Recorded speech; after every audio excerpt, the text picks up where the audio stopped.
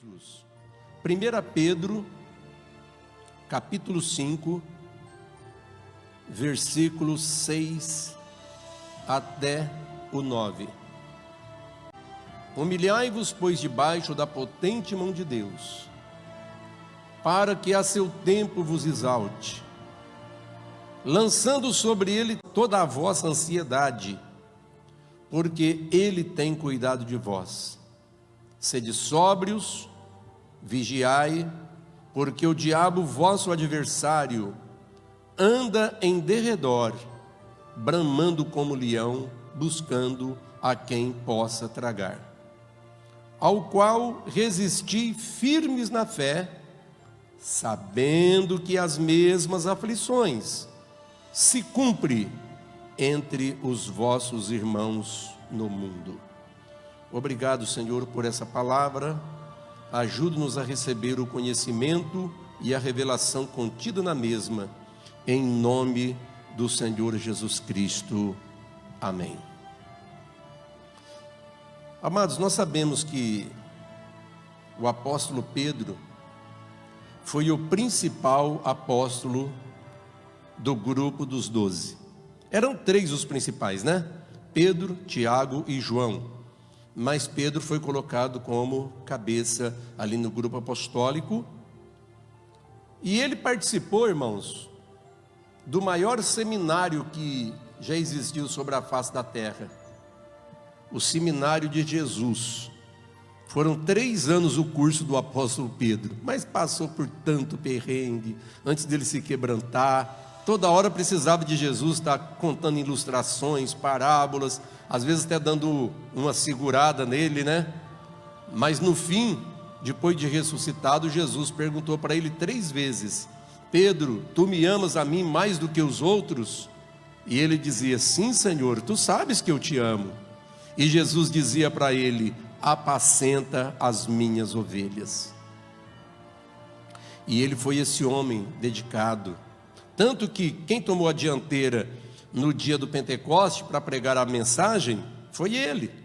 E pregou uma baita de uma mensagem, fez um retrospecto lá no Antigo Testamento, na lei e os profetas, e depois deu aquela conclusão poderosa, dizendo que o povo precisava arrepender e converter para que fosse cancelado os seus pecados. E naquele dia quase 3.000 pessoas, numa pancada só, foram batizados nas águas. E ele continuou, né, dali de Jerusalém, comandando a igreja. Depois a história diz que ele foi para Roma e morreu martirizado lá. Enfim, de qualquer forma, é importante nós atentarmos para o ensinamento de alguém que conviveu assim bem de perto com Jesus, né, irmãos? Pessoalmente, dali, andando o tempo todo. Então, nós sabemos que a palavra, a gente olha na palavra como um todo, mas quando é bom a gente especificar aqueles que a escreveu, porque isso parece que nos ajuda. Eu sinto assim, parece que mais perto de Jesus, né, analisando a palavra que alguém escreveu, de alguém que esteve bem junto com ele, humanamente falando. E o primeiro ensinamento que ele nos dá aqui é sobre humildade. Ele diz: humilhai-vos. Meus irmãos, uma das coisas mais difíceis que existe aqui sobre a terra é ser humilde. Como é difícil ser humilde o tempo todo, né? É pelo Espírito, a gente tem que pedir, porque o próprio Jesus dizia: aprendei de mim, porque eu sou manso e humilde de coração. Então, humildade, irmãos, não é ser fraquinho, não é ser um coitadinho, não é ser um meio abobalhado também, não é ser aquela pessoa que todo mundo vai montar e trepudiar em cima dele. Não, não é isso.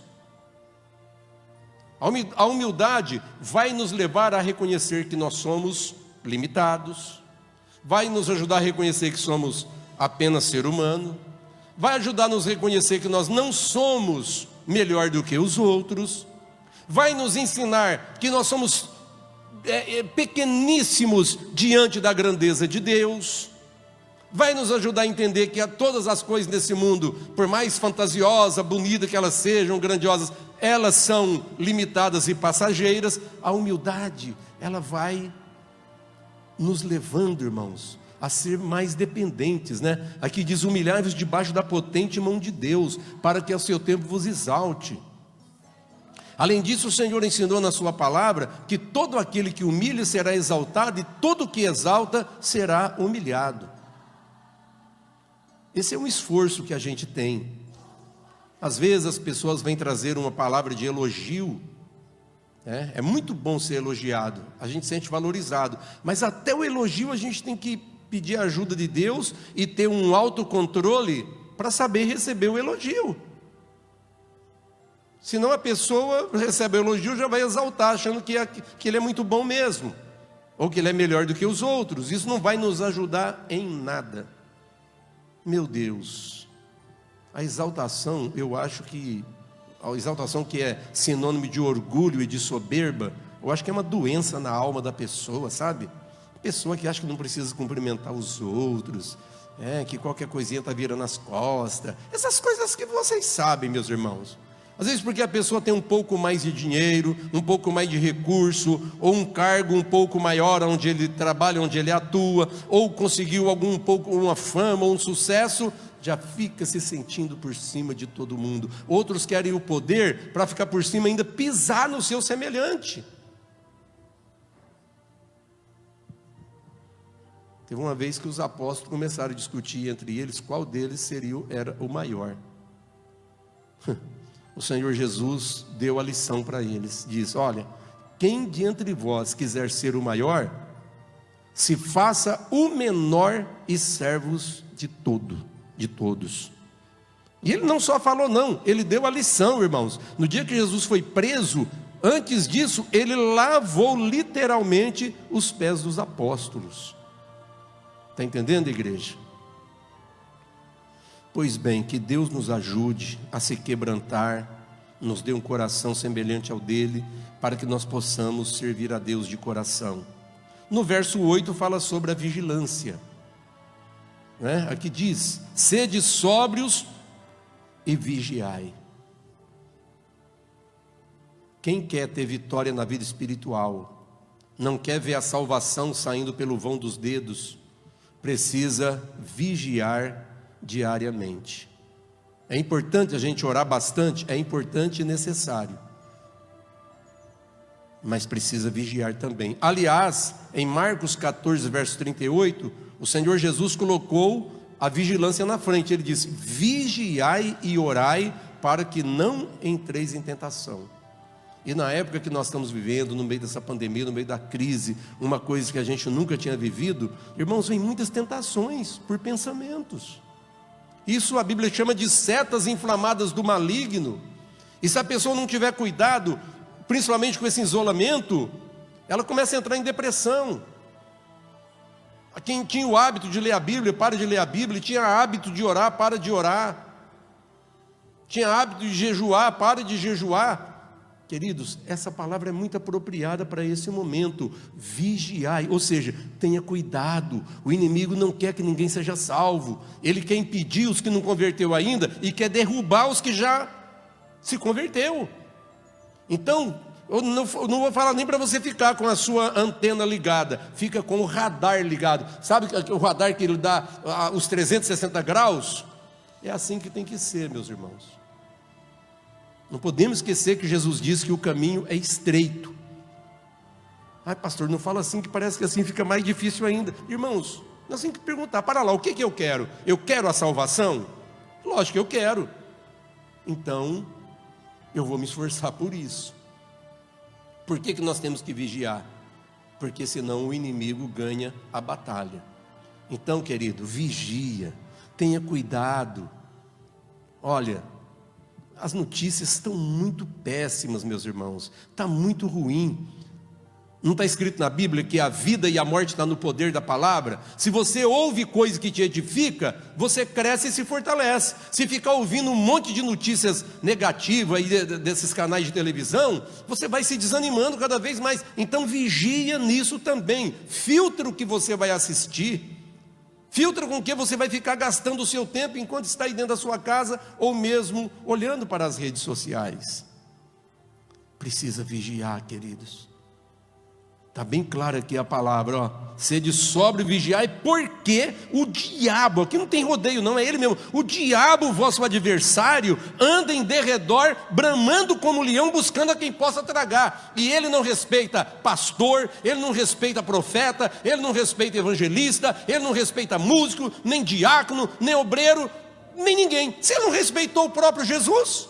Jesus estava jejuando lá no monte, no final, ele tentou Jesus 3 vezes. Se ele tentou o próprio Senhor, o verbo que se fez carne, mesmo sabendo que ele não ia ganhar aquela de Jesus, você acha que ele vai deixar a gente passar barato, irmãos?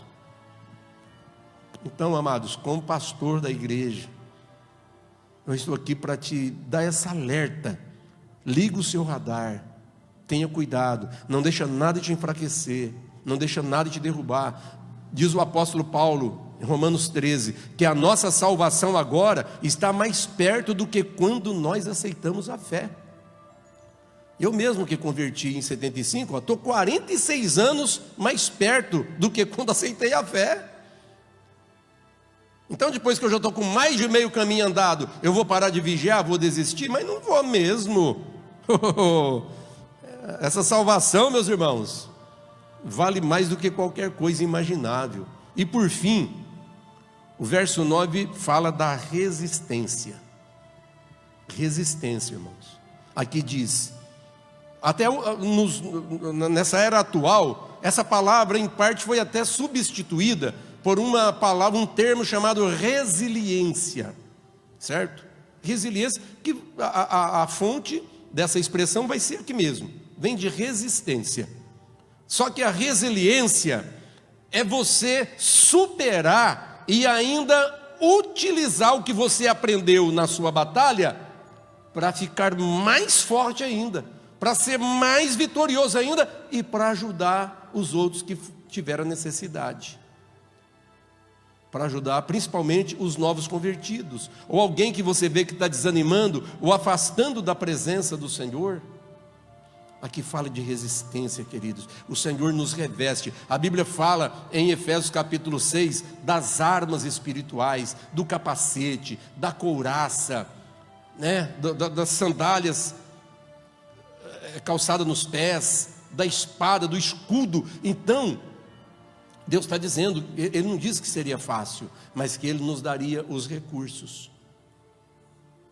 Eu não sei como está a sua situação nesse momento que passa pela sua cabeça, mas aqui, ó, isso aqui foi para aquele tempo, mas está muito atual isso aqui, ó, ao qual resistir firmes na fé, sabendo que as mesmas aflições se cumprem entre os vossos irmãos no mundo. Quer dizer, amados, desta vez é no mundo inteiro, as mesmas aflições. Lockdown para todo lado, paradeiro por outro lado, todo lado, restrição para todo lado, notícia de morte para todo lado. Amados, é uma coisa que pegou o mundo inteiro.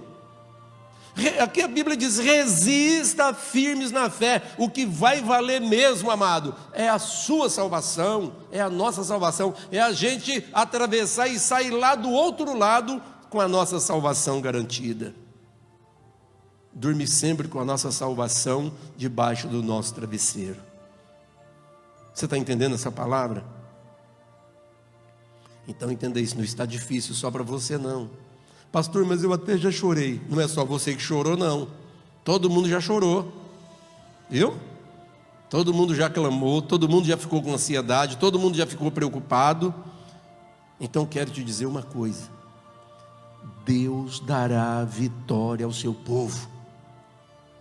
A vitória do povo de Deus em nome do Senhor Jesus.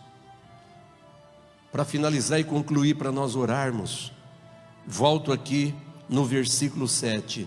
Lançai sobre ele todo o vosso fardo, lance sobre ele a sua ansiedade, porque Ele tem cuidado de nós. Que palavra maravilhosa. Na Edições Paulina, aqui fala assim, ó, lançando sobre Ele toda a vossa ansiedade. Na Edições Paulinas, diz, lançai sobre Ele o vosso fardo.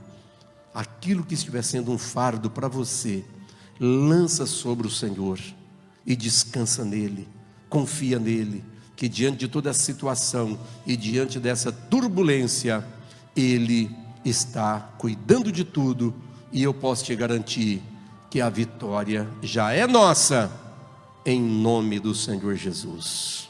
Amém? Glória a Deus. Deus abençoe.